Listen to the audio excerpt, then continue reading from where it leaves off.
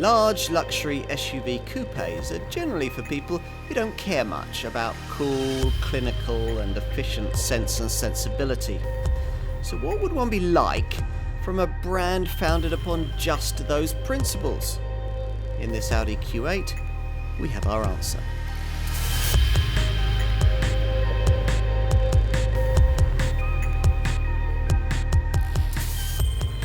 The Audi Q8 is one of those coupe-style large SUVs, part of a genre pioneered by BMW a decade ago with their X6 and subsequently copied by Mercedes. Audi's considered solution for fashion-orientated folk browsing in this trendy segment is Q7 based and very Vorsprung durch technic. The Volkswagen Group's MLB Evo platform has certainly spawned lots of luxury SUVs. First we had the Audi Q7, then the Bentley Bentayga, the Porsche Cayenne, the Volkswagen Touareg, the Lamborghini Urus, and now we've come back full circle to a derivative of the Q7, this swoopier Q8. You can see why Audi wants a slice of the large sector SUV coupe market. BMW has, after all, shifted over 500,000 X6s since that car pioneered the genre a decade ago. This one rolls off the same Slovakian Bratislava line as the Q7, the Cayenne and the Touareg, and shares the same wheelbase and cabin width as its large Audi stablemate. The driveway demeanour, though, is very different here, the emphasis on fashion rather than family. And this is a sporting large SUV in a way that a more sizeable 7-seat Q7 could never be. Which is important for Audi because the brand needs a car like this to interest buyers looking for a more dynamic alternative in this segment. BMW's X6 and its copycat rival, the Mercedes GLE Coupe, aim to attract these people with swept-back styling. Other class contenders hope the same end can be achieved simply by a general sharpening of drive demeanour, which is what brings us cars in this class like Porsche's Cayenne and the Range Rover Sport. Audi, predictably, claims the Q8 can satisfy on both counts. Plus, it delivers the brand's latest mild hybrid engine technology, a dose of autonomous driving tech if you want it, and a rather lovely cabin. It's pointless asking whether we really need this kind of car. People want them, Audi's made one. Is it any good? Let's find out.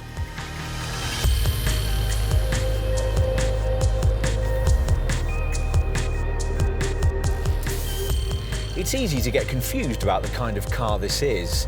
In principle, it's one of those BMW X6-like large luxury SUV coupe models that newly moneyed folk seem to like so much these days, which you'd think would make it sporty to drive, or at least as sporty as a 2.2-ton SUV is ever going to be.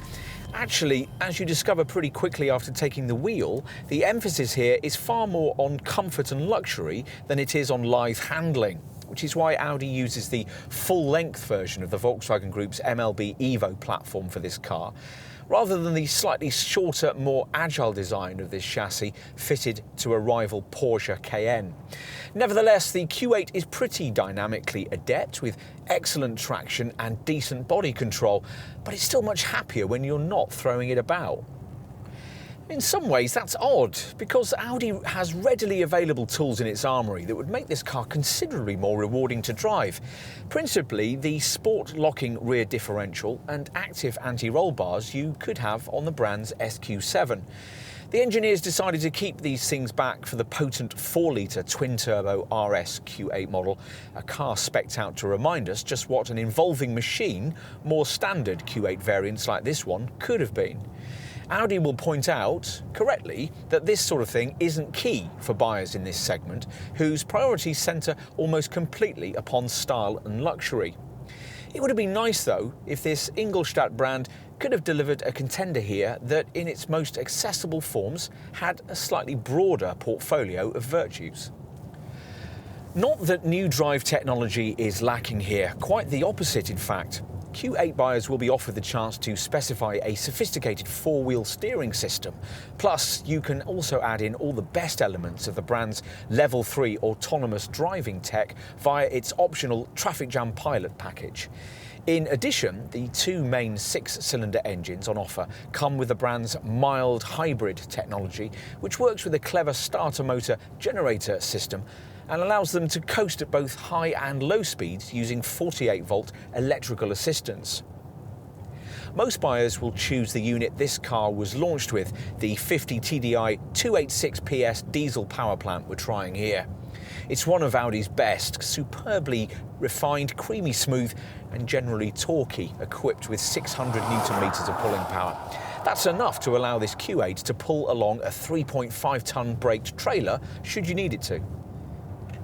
You probably won't. Q8s are more likely to be seen at the gym than the Gymkhana, and if that's the kind of typical commute you're likely to be subjecting this car to, we'd expect that you'll enjoy it very much.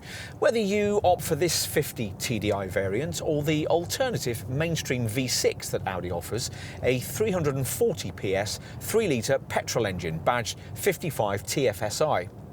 There's certainly no shortage of performance from the diesel V6. 62 miles per hour from rest occupies just 6.3 seconds, which is significantly better than direct competitors can manage, on the way to an academic maximum of 152 miles an hour.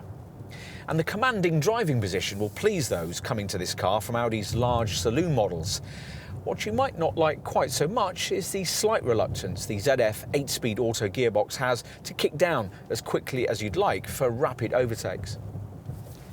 As for ride quality, well, you'd expect that to be excellent, courtesy of Audi's decision to equip all Q8s with standard adaptive air sport suspension.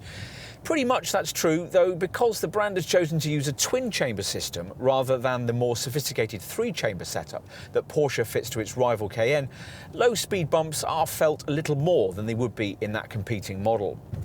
As usual with air-suspended setups, this one continuously adjusts the damping at all 4 wheels and provides self-levelling suspension with automatically regulating ride height. As a result, this Q8 flows comfortably over potholes and speed humps, but is also able to keep chassis movement in check through turns at higher speeds without channel ferry levels of body roll. There's a lift mode for rough roads or ramps, and at over 74 miles per hour, the suspension automatically lowers itself to improve the aerodynamics. We should also talk about the latest version of Audi's Quattro 4-wheel drive setup too. It of course features on every model in the range and pushes 60% of power to the rear and 40% to the front during normal driving. But if grip is lost at either end, the majority of power instantly goes to the other axle. It all means that traction's rarely lacking even when cornering on slimy surfaces at higher speeds.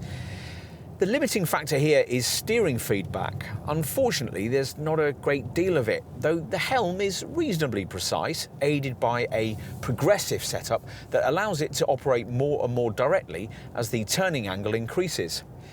Standard wheel selective torque control further helps through the bends, minimally braking the 2 wheels on the inside of the corner before they can begin to spin. Q8 buyers who might occasionally be minded to test the limits of this capability will be people who'd probably appreciate the optional all-wheel steering package we referred to earlier. As usual with such technology, the idea is to improve high-speed cornering stability by making the rear wheels slightly turn in the same direction as those at the front, and improve low-speed manoeuvrability by, in that situation, getting them to turn in the opposite direction to the front. It's the parking speed enhancement you'll probably notice most, reducing the turning circle significantly, which makes slotting this 5-metre-long SUV into tight spaces that much easier. As ever with Audi models, there's a standard Drive Select driving mode system. It works through the usual comfort, efficiency, dynamic and auto settings, and as usual influences a whole range of driving elements, things like throttle response, gear shift timings, stability system thresholds, steering feel and the settings of the air suspension. There's also an individual option that allows you to tailor particular parameters to your own preferences. Plus, as usual with Audi Quattro SUV style models, an extra setting has here been added to the menu of options, All Road. This focuses all of the electronic systems for off-road use, introduces hill descent control when needed, and optimises the 4-wheel drive torque split. It's this setting you'd select in your Q8 if, for instance, you were gingerly traversing a slippery or snowy track. It's a scenario in which this car's relatively high ride height would certainly come in useful. It's 220mm in standard form, but if required, the adaptive air suspension can raise the car as much as 254mm off the deck. This is the kind of stat that might be boasted by an SUV much more seriously orientated at off-piste travel than this one. And it's built upon by that standard hill descent control system we just mentioned, which provides automatic braking input to ease you down steep slopes with an incline of more than 6%, during which the car will maintain a constant speed limited at just under 19 miles an hour. You'll be able to monitor gradient levels via a tilt angle indicator on the centre dash screen, which of course is something that 99.9% of ordinary owners will never do. For them, of course, what will be important is this car's capability on the highway rather than in the Highlands, which is why Audi has ensured that Q8 buyers have access to all the latest elements of its so-called Level 3 driving autonomy, which works via an optional traffic jam pilot setup. This will allow the car to drive itself in an unsupervised fashion at speeds of up to 37 miles per hour, so long as you're on a major road with a physical barrier separating both directions of traffic. Plus, the brand has provided parking pilot and garage pilot systems that allow you to stand on the curb and remotely park your Q8 using a smartphone app that'll enable it to perform far more complex manoeuvres than anything that competitor systems can manage. All of that's impressive, and on the move in this car, it all serves to further emphasise the feeling that you're only really scratching the surface of what it's been designed to do. That's obviously the case in terms of that autonomous driving tech, but it also applies in other areas too.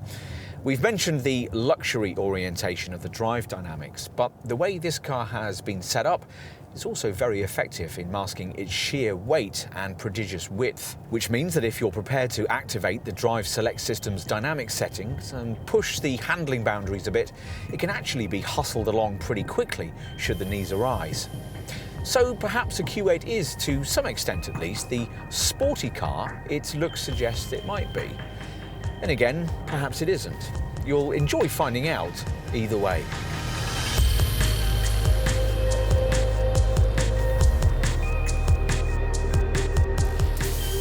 With the Q8, you feel that design in the fashionable segment for sportily styled large luxury SUVs has become a little more credible. The models that originated this class of car, the BMW X6 and the subsequent Mercedes GLE Coupe, certainly have street-side presence, but they're very obviously merely coupe versions of their conventional large SUV showroom stablemates. In the same way, this Q8 could have been merely a swept-back Q7. Instead, designer Mark Licht and his team have delivered something a little different. A fusion of elegant four-door luxury coupe with large SUV, and a car that has very much its own look. One that will be definitive in shaping the styling of future Q-Series models for years to come. Those forthcoming Ingolstadt SUVs will all share this, the Q8's calling card, an imposing octagonally shaped single-frame grille. These 6 vertical struts are there to make it look more upright and solid, and a wide outer masking frame, finished in either grey or black depending on trim, connects the whole structure to narrow HD matrix LED headlights that show unique animations when the car is locked and unlocked. There are the large, strongly contoured lower corner air intakes that are characteristic of this kind of car. And below the subtle spoiler, a silvered skid plate confirms this car's trendy SUV status. From the side, you get a better perspective of the sheer size of Audi's aspirations here. Being almost 5 metres in length and virtually 2 metres in width, this luxury 5-seater is just 66mm shorter than the 7-seat Q7, but 27mm wider and shares the same wheelbase as its sister model. The kind of dramatically tapering rear roofline that features on segment rivals is replaced here by a more subtly swept-back silhouette that arches slightly towards flat, sloping, strong D-pillars supported by this muscular contour crease that's supposed to be reminiscent of the original Audi Quattro. A further lower hollowed groove in the panelwork gives the flanks some shape, connecting powerful arches that house huge rims of either 21 or 22 inches in size. We've got 21 inches here. Relieved of the need to accommodate a third seating row, as it must in the Q7, the rear end is angled and aerodynamic. It's characterised perhaps most notably by this narrow central high-gloss black element, which incorporates an integrated strip extending between these jewel-like LED tail lights. Lower down, the diffuser features large tailpipe trims and these vertical guides that reference the look of the front grille. As usual though, what's more important is the stuff you can't see, a body based around multi-material Audi space frame, steel and aluminium construction, and bolted to the full-length version of the stiff, strong MLB Evo chassis that all Volkswagen Group brands use for their large SUVs. We'd expected that the Q8, as a supposedly sportier offering, would prioritise dynamic agility by featuring the slightly shorter version of this platform that Porsche uses for its Cayenne. But no, exclusive comfort actually turns out to have been a greater priority here, as we'll discover by taking a seat at the wheel.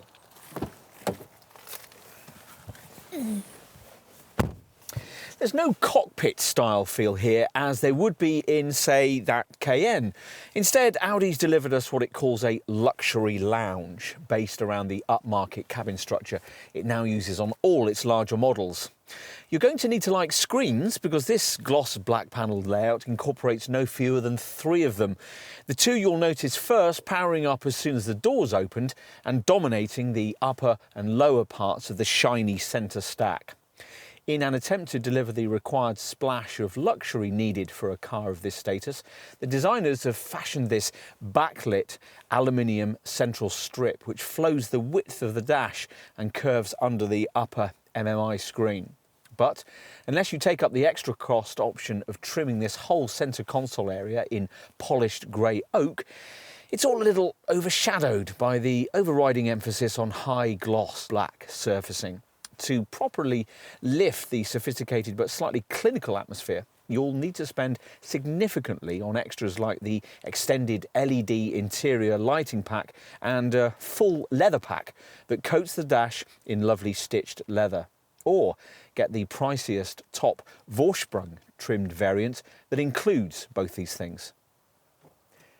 We said there were 3 screens. The third one is found in the instrument binnacle, the now familiar 12.3-inch configurable virtual cockpit display that the brand fits, usually at extra cost, right across its model range. Here it's standard and works as usual with 2 selectable layouts, a classical view that prioritises a couple of prominent dials separated by an information screen, and an infotainment mode which shrinks the pair of gauges to allow more central space for various data readouts or a full-width navigation setup.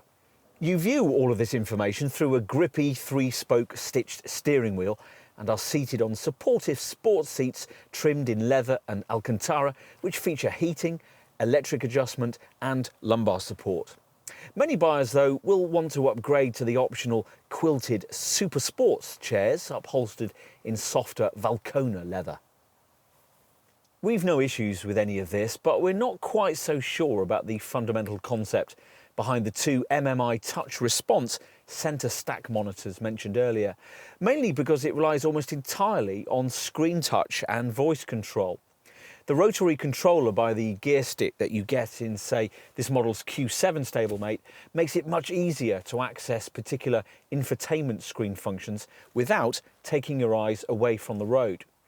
To be fair, this Q8's twin-screen setup does work a little better than the similar one found on larger Range Rovers. First, because here the lower display deals primarily with climate control and comfort functions. And second, because the whole system functions more effectively with haptic feedback, which sees the touchscreen surface emit a tactile and acoustic signal when a function is pressed.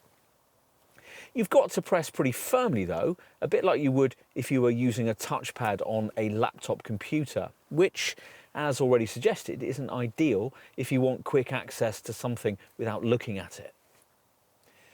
The 10.1-inch upper display features tile apps that you can move around with the kind of drag and drop functionality you'll be used to from your smartphone. They deal with the most important radio, media, telephone and navigation functions. Plus, as you'd expect, there's the usual Audi smartphone interface, compatible with the Apple CarPlay and Android Auto systems.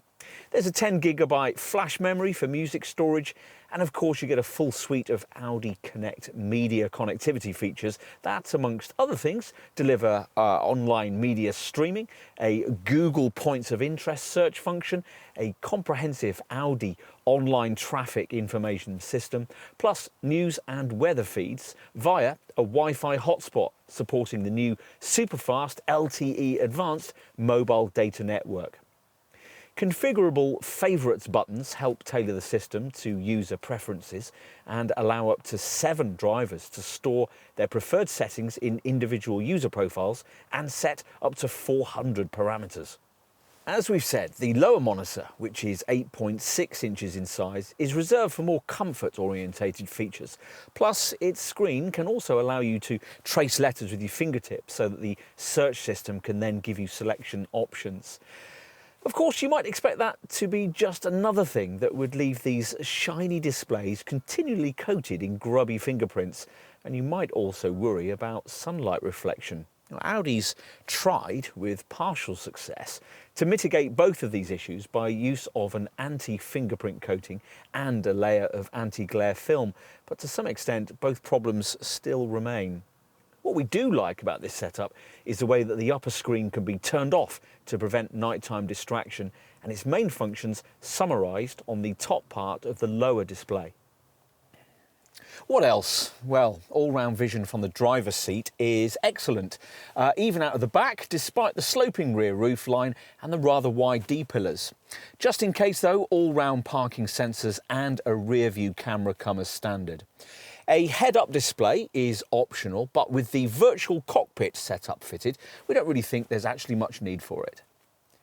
Onto storage space. Now, one of the problems with having a two-screen centre console layout like this is that it leaves no space for the storage cubby that in most cars would sit just ahead of the gear stick and act as a handy place to stash your phone. Also lacking in this Q8 is a decently big storage bin between the seats. You do get one, but it's shallow and almost completely taken up by the standard wireless charging mat. This lidded box has a top that can slide forward and function as an armrest. And if you lift it up, you'll find that the area it conceals incorporates SIM and SD card ports, as well as a couple of USB points. What else? Well, the lidded cup holder compartment to the left of the gear lever incorporates a 12-volt socket. The door bins aren't especially big, and there's no overhead compartment for your sunglasses, but you do get a decently sized air-conditioned glove box, refreshingly unencumbered by media equipment, and a ticket clip on the driver's sun visor, along with a large concealed cubby by the driver's right knee. Let's move to the rear, accessed via this wide-opening frameless door. Now, given that the wheelbase of this 5-seat model is basically the same as that of its 7-seat Q7 showroom stablemate, you'd think this Q8 would be pretty spacious in the rear. Let's see. Sure enough, there's ample leg and headroom for a couple of 6-foot adults to stretch out in real comfort. It's certainly less claustrophobic back here than it is in a rival BMW X6, thanks to surprisingly generously sized side windows and a taller roof.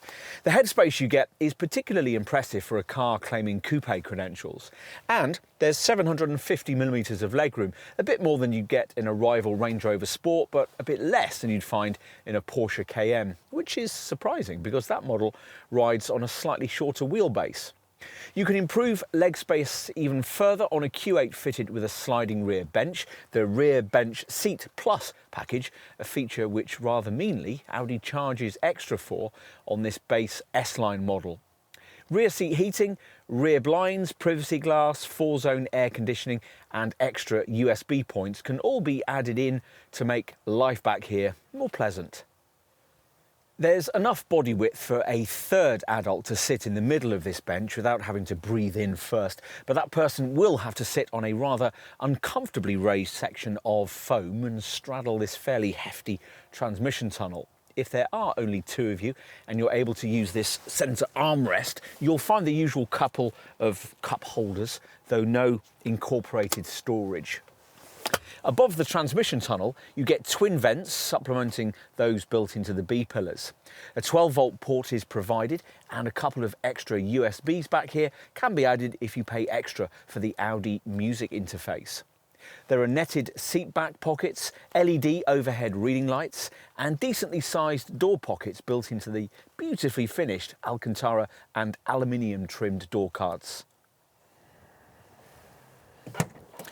We'll finish by taking a look out back. The hatch opens electrically as standard, gesture control is optional, to reveal a 605 litre space. To give you some class perspective, that's 25 litres more than a rival BMW X6, but 45 litres less than this car's other most direct competitor, the Mercedes GLE Coupe. You can extend this Audi's capacity further if you've got the rear bench seat plus package we just referred to, and can push the back seat forward. In terms of getting stuff in, you'll be initially put off by the lofty height of this SUV's cargo deck, but help in this regard is at hand courtesy of switches down here to the left that can significantly lower the air suspension. That makes it way easy to get in heavy boxes and bags, or possibly to allow your arthritic Labrador to hop aboard. In that case, you're going to need to option in the reversible rubber cargo mat and possibly also the extra cost removable net partition. You get a 12-volt socket, but there isn't any significant storage space beneath the boot floor, despite Audi's refusal to supply any sort of spare wheel.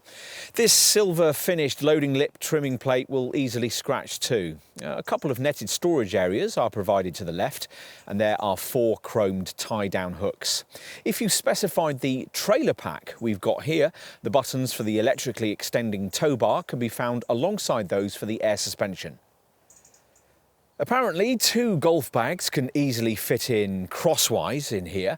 If you've longer items like skis to accommodate, the fact that the rear bench has a 40-20-40 split means that you can push forward the centre section without disturbing 2 rear-seated passengers. If you need more room, completely flattening the rear bench frees up 1,755 litres of capacity, which easily beats the capacity of the 2 rival models we just mentioned.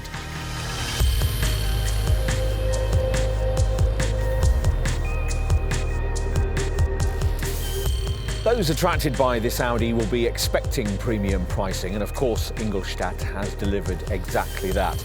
The sales focus for this model is with the engine we've been trying here, the 3-litre V6 diesel-powered 50 TDI variant, which puts out 286 PS, and from launch was offered in base S-line form from around £65,000 and in plusher Vorsprung guise from around £83,000. For petrol people, there's a 3-litre V6 55 TFSI derivative with 340 PS. And you can ask your dealer about a flagship 4-litre twin-turbo V8-powered RS Q8 model too. We can also expect petrol-electric plug-in technology to make an appearance in the Q8 lineup in this design's production lifetime. On to rivals, which we'll evaluate against the benchmark 50 TDI S-line variant we're trying here. If, as we do, you classify this Q8 as one of those fashion-led coupe-style larger SUVs, then there are only 2 direct rivals. The originator of this trendy segment is BMW's X6, and in second-generation form, the most directly comparable version of that Munich model, the X-Drive 30D derivative, costs around £4,000 less than its particular Q8, but offers a fraction less performance and luggage space. The other direct alternative this Ingolstadt contender must face down is the Mercedes GLE Coupe 350D, which costs about the same as this Audi to buy, but will set you back a significant amount more to run. Beyond the BMW and that Merc, we'd imagine that potential Q8 buyers, should we call them Q80s, we'll be looking at the most dynamically orientated contenders in the more conventional part of the large luxury SUV segment. Something perhaps like a Range Rover Sport STV6 or maybe a sportily trimmed Maserati Levante 3-litre V6 diesel Grand Sport, both of which would also cost you about the same as a Q8 50 TDI S-line. We'd normally additionally mention the Porsche Cayenne in considering this class of car, but that model now can't be had with diesel power. So if you wanted to include it in your deliberations, your point of comparison would need to be with a plug-in petrol-electric Cayenne, which incidentally costs only fractionally more than this particular version of this Audi. You might also want to consider a Range Rover Velar, which costs fractionally more in its most comparable D275R Dynamic HSE guise, but offers less luggage and rear cabin space. Having looked at those other options, you might well conclude, as we have, that there's nothing quite like a Q8. And if having come to that conclusion you're moved to want to buy one, you'll be expecting Audi to have been generous with the standard equipment on offer. Nor should you be disappointed, even if your budget restricts you to the entry-level S-Line trim we're trying here. There's Quattro four-wheel drive, of course, in this case with a self-locking centre differential and an 8-speed Tiptronic auto gearbox. The Drive Select driving mode system, which here has an extra all-road setting, influences this transmission's shift timings as well as throttle response, stability thresholds, steering feel and the ride quality of the standard adaptive Air Sport suspension. This can vary ride height by up to 90mm and is a 2-chamber setup rather than the more sophisticated 3-chamber air suspension that Porsche uses on its rival Cayenne model. Audi HD Matrix LED headlights that adapt to traffic and road conditions also come as standard and feature unique animations as you lock or unlock the car. Other visual embellishments include big 21-inch wheels, signature LED daytime running lights, LED tail lamps and a sports styling pack that includes S-Line themed bumpers, side ventilation grills, side skirts and a roof spoiler, plus a platinum grey front spoiler lip and diffuser insert. There's also privacy glass, a powered tailgate, power folding mirrors, auto headlamps and wipers, headlamp washers, an anti-theft alarm and Audi's Parking System Plus package of all-round parking sensors, though unfortunately no spare wheel. Inside you get leather and Alcantara trimmed front sports seats that are heated and power adjustable with a memory function. And they place you perfectly in front of stainless steel pedals and a branded stitched steering wheel, through which you view the fully digital Audi Virtual Cockpit 12.3-inch screen that replaces the usual instrument gauges with a customisable display. Other standard cabin features include 2-zone automatic climate control, a rear-view camera, cruise control with a speed limiter, an auto-dimming frameless rear-view mirror, illuminated branded door sill trims and matte brushed aluminium inlays. You'd expect the infotainment technology to be cutting edge in a car of this one's pretensions. It is.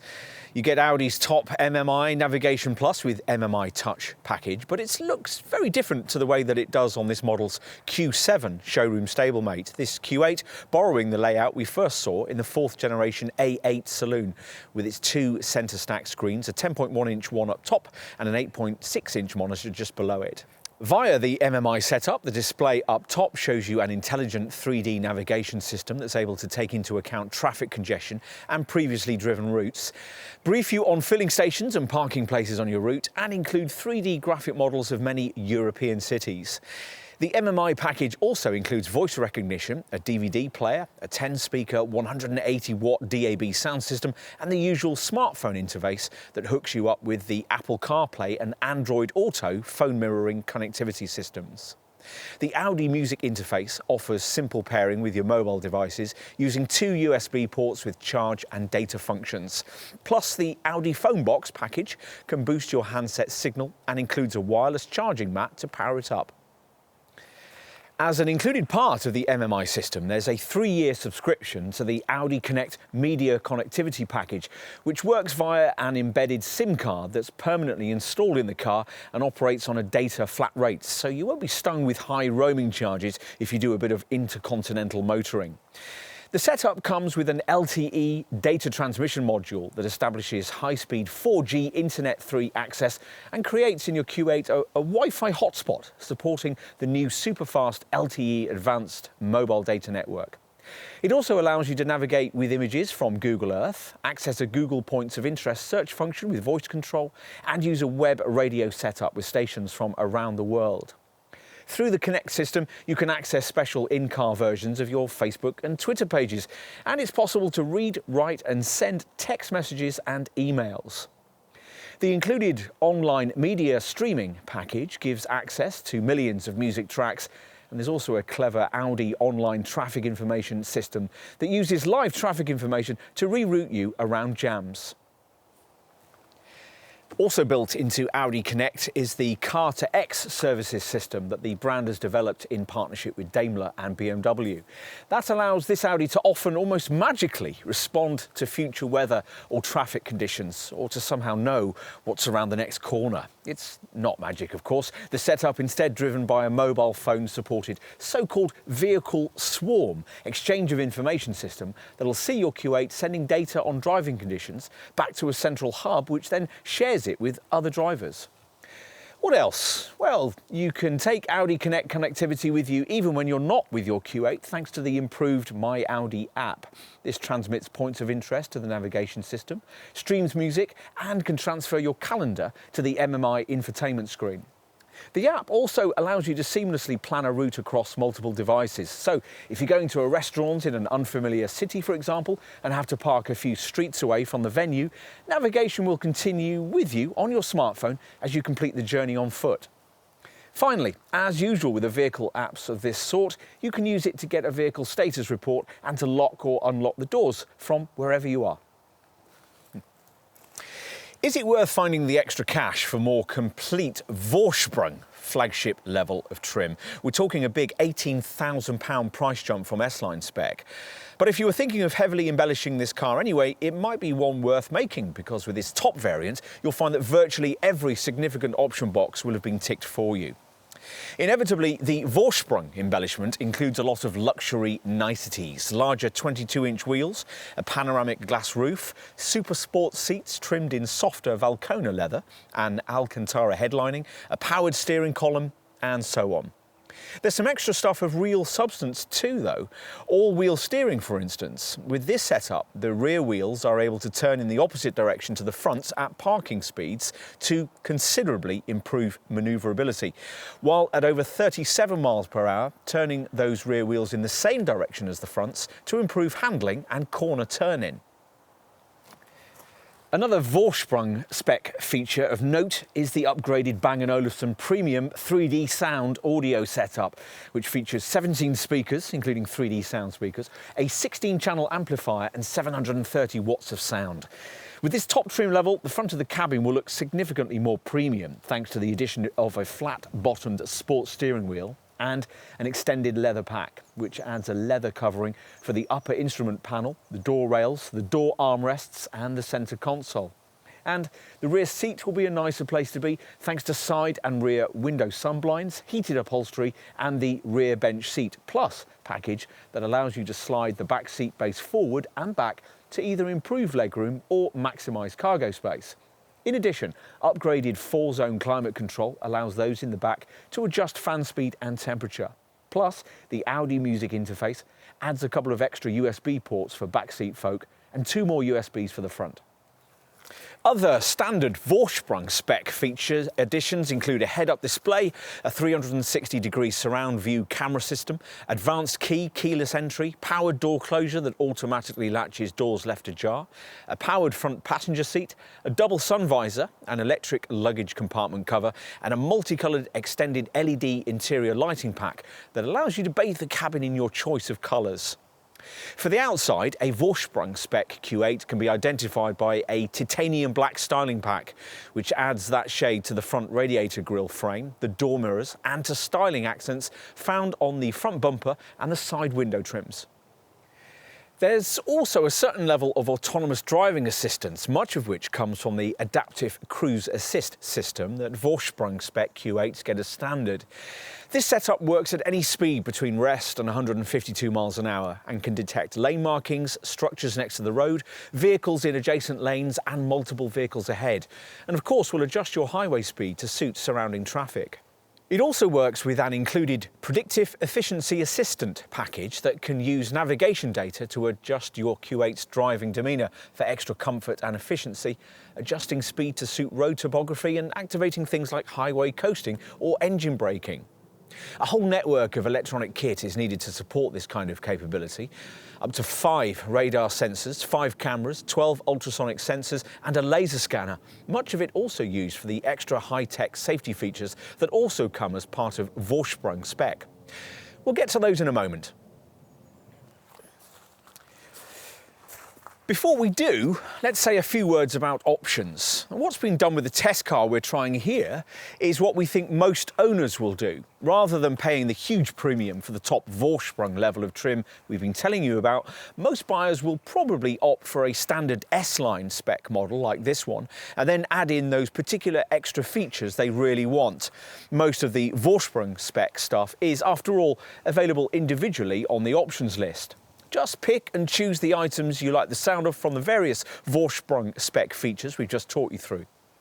This particular Q8 S-Line, for example, has been fitted out with the panoramic glass roof, the rear seat bench plus sliding rear bench, 4-zone climate control, powered door closure, the multicoloured extended LED interior lighting pack, the 360-degree surround view camera setup and that desirable Bang & Olufsen 17-speaker sound system. Those last 3 features can be had bundled together as part of an optional comfort and sound pack for S-Line buyers that also includes advanced key, keyless entry and an electric luggage compartment cover. Of course, Vorsprung spec doesn't include everything you can order on a Q8, so let's move on to consider items you'll have to pay extra for, whatever your choice of trim. You might want to consider a heated steering wheel, or maybe ventilated, cooled front seats with a massaging function. There's a pricey night vision assistance package that uses Army-derived thermal imaging technology to highlight people or animals at night on the virtual cockpit instrument binnacle screen. And acoustic glazing is available for the side and rear windows. You can build a digital TV into the infotainment system, or if the Bang & Olufsen 17-speaker upgrade somehow isn't enough for you, there's a 23-speaker, 1,920-watt Bang & Olufsen package that will really get your Q8 rocking. On to aesthetics. Now, unless you want your Q8 painted in solid night black or pure white, you're going to need to pay Audi more for a shade from its metallic colour range. We've got metallic glacier white here.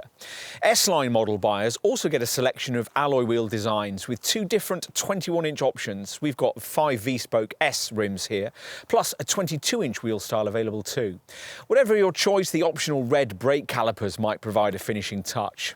As for the inside, well, if you find the standard darkened matte brushed aluminium inlays a bit cool and clinical, you can pay extra for polished oak inlays with a grey finish. If you've paid extra for the super sports seats or got them as standard on a Vorsprung model, then you can have their Valcona leather upholstery finished in either black with anthracite stitching or rotor grey with grey stitching. On to practicalities. It's odd that roof rails aren't standard on any Q8. You can add aluminium ones to S-Line trim and black ones to a Vorsprung model. And we'd certainly want a space-saving spare wheel. This particular car also has the optional trailer pack, which gives you an electrically folding tow bar and Audi's clever trailer assist system that's activated whenever reverse gear is engaged and helps you to park whatever you're towing.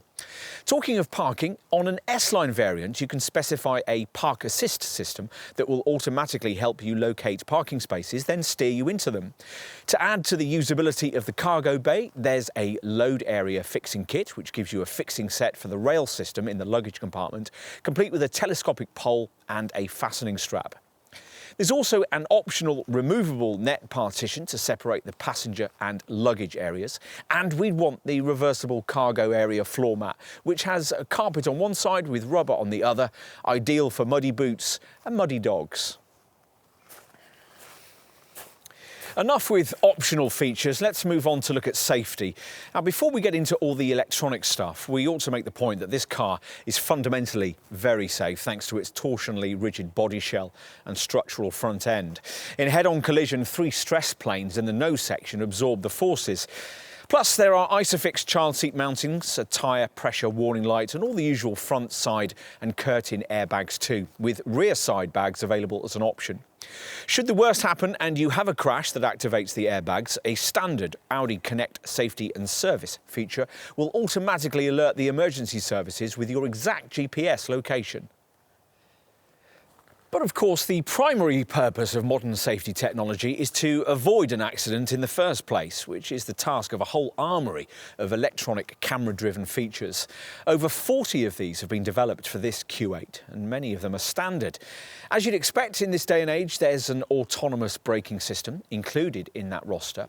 Ingolstadt calls its setup Audi Presense Front. And like other similar packages, this one scans the road ahead looking for potential accident hazards as you drive and will automatically brake the car to try and avoid them if you don't respond to warnings. There's also a lane departure warning setup that works between 37 and 152 miles an hour and issues a warning if you drift out of your lane on the highway before applying subtle steering assistance to ease you back to where you should be. In addition, your Q8 will come with distance warning, which alerts you if you're getting too close to the vehicle in front, and rest recommendation, which alerts you if drowsiness is detected in your driving reactions. For more of Audi's sophisticated camera safety and semi-autonomous driving tech features, you'll need to either upgrade to top Vorsprung spec, which has it all as standard, or on an S-Line variant like this one, pay extra for the optional City Assist Pack and Tour Pack options that your Audi Centre will offer you. Let's start with the City Assist Pack, which includes 6 main features. Side Assist works as a blind spot monitor, warning you on the move if you're dangerously about to pull out to overtake in the path of another vehicle. Cross Traffic Assist Front warns of dangerous cross-traffic movements at junctions and can, if necessary, automatically apply the brakes, preventing an accident. Cross Traffic Assist Rear can warn you of oncoming traffic when you're reversing out of a space. Presense Rear warns you via a flashing light if you're about to be hit from behind so that you can try and take avoiding action. And Exit Warning stops a passenger door opening when the car is stationary and oncoming traffic is dangerously approaching. And finally, in a situation where you're driving but you've lost control and an accident impact is inevitable, there's a Presense Basic system that will activate milliseconds just before the crash, tightening the seat belts and, if necessary, closing windows and sunroof to give you a better chance of surviving it. Presense Basic also features as one of 7 features bundled into the other key optional safety pack that a Q8 S-Line buyer could specify. The Tour Pack, we've been trying it on this particular car. Here, as well as extra safety peace of mind, you additionally get a degree of driving autonomy tech included. We mentioned 2 of the key elements of this earlier when talking you through the Vorsprung model's specification, namely Adaptive Cruise Assist, which can control much of your Q8's driving functionality at cruising speeds, and Audi's Predictive Efficiency Assistant, which uses navigation data to automatically optimise comfort and efficiency. Other Tour Pack inclusions include Turn Assist, which activates when you put on the indicators and will brake the car if you try and manoeuvre or pull out in front of another vehicle. In addition, you get a collision avoidance assistant, which will support your actions during an accident avoidance manoeuvre, providing extra steering torque and using the vehicle's sensors to calculate the optimum path of avoidance. We should further mention that the Tour Pack includes traffic sign recognition, which pictures speed signs you pass and displays them on the virtual cockpit instrument binnacle screen. And finally, as part of this pack, there's also an emergency assist element added to the standard lane departure warning system that's able to autonomously bring the car to a safe, controlled stop if you don't respond to repeated warnings about drifting out of lane, as might be the case if, for example, you were suddenly taken ill at the wheel. Of course, Audi's efforts towards autonomous driving technology don't stop there. For all its latest large models, the Ingolstadt brand has developed the capability for what the industry calls Level 3 autonomous driving capability. And for that, you'll need to ask your Audi Centre about the possibility of getting this car specified with what the company calls its traffic jam pilot setup. This will allow the car to drive itself in an unsupervised fashion at speeds of up to 37 miles an hour, so long as you're on a highway with a physical barrier separating both directions of traffic. It's quite a step forward. And 2 other optional autonomous features include the Parking Pilot and Garage Pilot systems that will allow you to park your Q8 without being in the car, using a smartphone app. Tesla pioneered such autonomous parking technology, but Audi has refined it and enabled it to undertake far more complex manoeuvres. Ultimately, however you specify this Q8, there are going to be a lot of safety systems to oversee, particularly if you've ticked a few options boxes. The car itself oversees all these features via an incorporated central driver assistance controller, which permanently calculates an image of the driving environment you're in, appropriately activating the different elements to meet different situations. But how do you monitor all of this as a driver? Well, Audi's tried to simplify that process here by providing a driver assist button at the bottom of the centre stack, there to allow the selection of the kind of electronic security blanket you want. Basic includes only the most important items, Maximum gives you everything, and Individual allows you to pick and choose the features you want activated. At the lowest driver assist level, Basic, there's that standard pre-sense front autonomous braking system we mentioned earlier, and the lane departure warning system, here embellished with that emergency assist feature because we've got that optional tour pack fitted. The top Maximum driver assist setting adds in things like the distance warning and rest recommendation features we mentioned earlier. It's all very reassuring.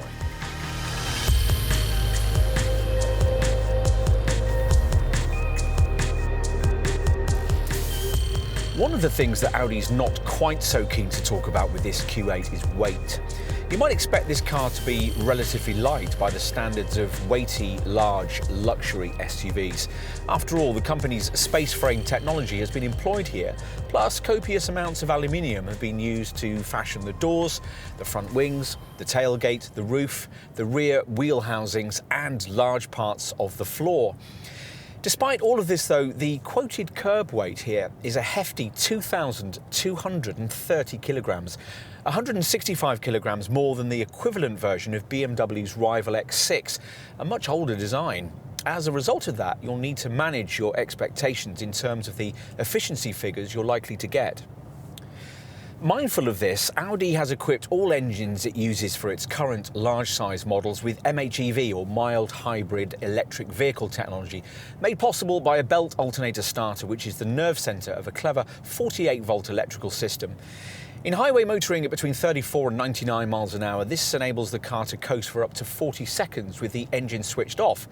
At slower speeds, it provides for an increased energy recovery output of up to 12 kilowatts, and in traffic, it allows for an extended stop-start function that can work at up to 13 miles an hour.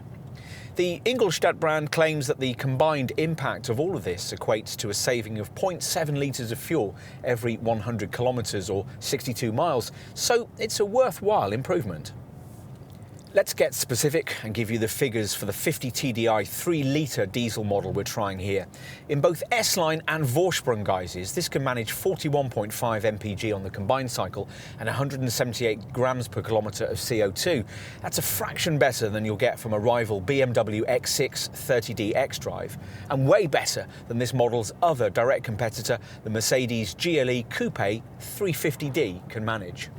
The readings also slightly shade what you'd get from other potential rivals you might be considering in this class, say a Range Rover Sport SDV6 or a Maserati Levante 3-litre V6 diesel, though not by as much as you might expect given all this Audi's extra hybrid style technology. We've been achieving just under 30 miles per gallon in regular use throughout this test, which would equate to a driving range from the 75-litre fuel tank of around 475 miles in normal motoring. Get closer to the 40 miles per gallon reading that the official figure suggests, and you could potentially push that towards the 600-mile mark. This Q8 50 TDI model's benefit-in-kind taxation rate is pretty much as high as it gets for this kind of model at 37%. This car being one of those adversely affected by the recent government decision to shift all diesels up a percentage band for BIK rates. This could actually mean that the alternative 55 TFSI V6 petrol derivative, which ought to average around 40 miles per gallon and dip under 160 grams per kilometre of CO2, would end up being cheaper to tax than its diesel equivalent. That 55 TFSI variant's 3-litre V6 does without cylinder deactivation, but is helped in efficiency terms by the way it houses its turbochargers within the 90-degree V of the engine, and by the way that the exhaust manifold is built into the cylinder head for a quicker warm-up sequence. Whatever your Q8 variant of choice, magazine tests have pointed out that across the board, the efficiency figures we've quoted can be difficult to achieve in day-to-day motoring. But then that's not an issue exclusive to Audi. Much will depend on the driver, hence the Ingolstadt brand's efforts with this car to help the person at the wheel do more when it comes to frugality. An efficiency assist segment of the centre dash infotainment screen allows you to activate or deactivate some of the car's main frugality aids, things like the intelligent coasting feature we mentioned earlier, and accelerator pedal feedback that resists you pressing too hard on the throttle. You can also activate general economy tips and what Audi calls predictive messaging. There's also an energy consumer's readout in the instrument cluster, showing you the effect that, say, the air conditioning is having on the car's energy usage. Beyond that, as usual with the company's models, there's an efficiency setting on the Drive Select vehicle dynamic system, which tweaks the air conditioning, gear shift timings and throttle response for maximum frugality. If you choose to use the individual Drive Select mode that allows you to tailor your preferred settings, you'll find that efficient is one of 3 options you can choose for each criteria setting. The MMI navigation system on this car has been programmed around what Audi calls predictive and efficient driving, which means that it will adapt the drive demeanour of your Q8 based on things like speed limits and gradient changes. And if you've specified the optional Tour Pack on this car, you'll find that it can be even more proactively efficient, thanks to the Predictive Efficiency Assist setup that comes as part of the pack's Adaptive Cruise Assist system. Predictive Efficiency Assist really is very clever, constantly gathering navigation data, camera images and feedback from the built-in Car-to-X message system that receives car swarm feedback from other similarly equipped vehicles. Using all this, the software can then contribute to a more economical driving style, for example, instructing you when to release the accelerator before entering a curve or behind a slower vehicle, for instance. Get onto the highway, and with the Adaptive Cruise Control system activated, Efficiency Assist will automatically make all the frugal driving adjustments for you. What else? Well, bear in mind that all versions of this car will be subject to the government's tax levy for models costing over £40,000. That stands at £450 a year for the first 5 years of ownership. And of course, as with all modern diesel cars, the TDI versions of this one use an AdBlue fuel additive stored in a separate rear tank that'll need to be topped up as part of regular servicing. Talking of maintenance, servicing your Q8 should be no more taxing than is the case with one of the company's smaller cars. As usual with Audi models, there's a choice of either a fixed or a flexible servicing regime, the choice between the two depending on the extent of your likely annual mileage. The fixed schedule is aimed at drivers covering fewer than 10,000 miles a year and includes an oil change service every 9,000 miles or every year, plus an inspection service every 19,000 miles or every 2 years. If you cover more than 10,000 miles a year, the flexible service schedule will be more appropriate. This regime including oil change and inspection services at variable intervals of up to 19,000 miles or every 2 years. Whatever package you go for, you'll need to change the brake fluid after the first 3 years, then every 2 years thereafter. Overall maintenance costs can be kept down if you go for one of the prepaid servicing plans you'll be offered at initial purchase, which can cover you up to a maximum of 3 years and include an oil service and a major service. You may also be interested to know that this car can even book its own service appointments via an Audi Connect safety and service system app. As well as providing emergency calling and online roadside assistance, this feature can, at the appropriate time, send a service request direct to your local dealer. Alternatively, you can sign up for Audi Service Request, which uses the onboard Wi-Fi to enable your car to communicate with the dealer. As your Q8 nears the time when work will be needed, the diagnostics alert your nominated local Audi centre, who will then contact you to book in a convenient time. Another neat service your dealer can offer you is the so-called Audi Cam system. Here, technicians carrying out workshop inspections on your Q8 can focus a handheld Audi Cam camera on specific problems, accompanying the image with a verbal diagnosis to create footage that can be sent to your computer or smartphone. That way, you'll know precisely what work you're authorising on your car. On to residuals. For once, we're testing an Audi that isn't top of its class in this regard, but it's not far off.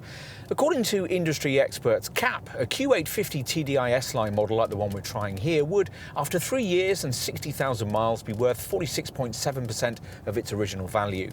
The class leader in this respect is the Range Rover Sport SD V6 HSE, which manages 49.5%. The two most direct rivals to this Audi that we mentioned earlier, though, are way off this Q8's figure. A Mercedes GLE Coupe 350D returns 40.7% of its value in the same period, while for a BMW X6 xDrive 30D, it's just 35.8%. That kind of difference could cost you a lot in overall ownership terms. For reference, if you were to pay the extra money for the top Vorsprung version of this Q8, your predicted residual value would fall slightly to 45.9%. But that's still pretty good compared to a top-spec version of the class-leading Range Rover Sport SD V6, which in its plushest autobiography dynamic form manages 47.5%. It's a similar story when it comes to pence per mile running costs amongst models in this class. Again, CAP reckons that a Range Rover Sport SD V6 HSE is out in front, costing 69.19 pence per mile to run. But here its advantage is only fractional over a Q8 50 TDI, which costs 69.82 pence per mile to operate.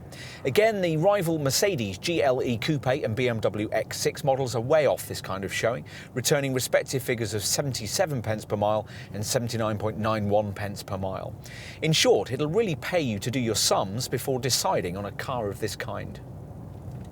We'll finish by covering the warranty. All cars in this class get 3 years of cover, but whereas BMW and Mercedes don't limit your mileage in this period, Audi rather meanly restricts you to 60,000 miles.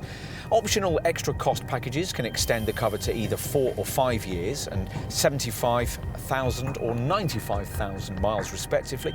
As for insurance groupings, well, for this 50 TDI variant, you're looking at Group 47E.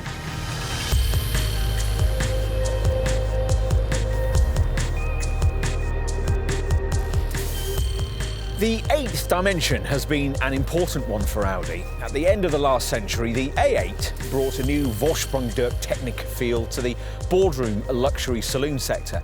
Then in 2006, the introduction of the R8 proved that the brand could build a credible supercar too. This Q8 might not be quite as groundbreaking, but there's no doubt that it also sets fresh standards. In this case, for what a stylized large SUV can be. It's a credible flagship for arguably the most important segment of the Ingolstadt makers range. You can see why Audi felt it had to build this model, though it's a little hard to understand why it took the brand so long to bring it to market.